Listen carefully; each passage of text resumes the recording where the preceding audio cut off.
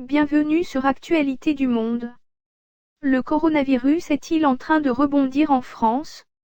L'épidémie de coronavirus est toujours très virulente en France, alors que le pays entame son 3e jour de déconfinement ce mercredi 13 mai. Ce jour 3 est lesté par un bilan à nouveau en hausse, 348 décès enregistrés en 24 heures mardi soir, portant à au moins 26 991 morts depuis le 1er mars, le bilan d'une épidémie toujours active. Pour autant, le nombre d'hospitalisations en cours baisse encore drastiquement, tout comme le nombre de personnes en réanimation, voir les chiffres clés ci-dessous. Il est surtout beaucoup trop tôt pour parler de rebond de l'épidémie de Covid-19, les personnes ayant succombé récemment étant celles qui ont été contaminées il y a 3 semaines environ.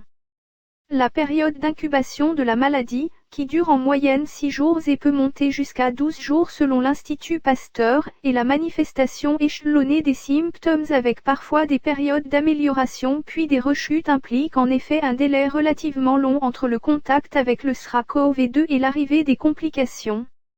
L'aggravation de la maladie survient généralement entre le 7e et le 10e jour après le début des symptômes. Il faudra donc attendre la toute fin du mois de mai ou le tout début du mois de juin, soit le week-end de la Pentecôte, pour observer les premiers effets éventuels du plan de déconfinement. Les plus optimistes évoquent un délai d'une quinzaine de jours.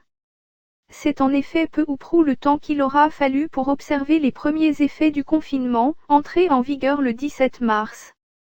Du côté des réanimations, il a fallu attendre jusqu'au 8 avril pour constater le pic et observer la lente déclivité des courbes.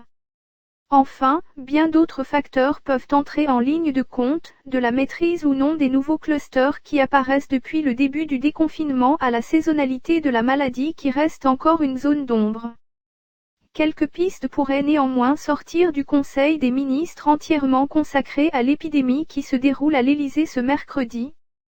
Outre une longue série de projets de loi habilitant les dizaines d'ordonnances prises dans l'urgence dans de nombreux domaines, de l'économie à la justice en passant par l'éducation et le travail, le ministre de la Santé Olivier Véran fera en fin de conseil une communication sur l'état de l'épidémie en France.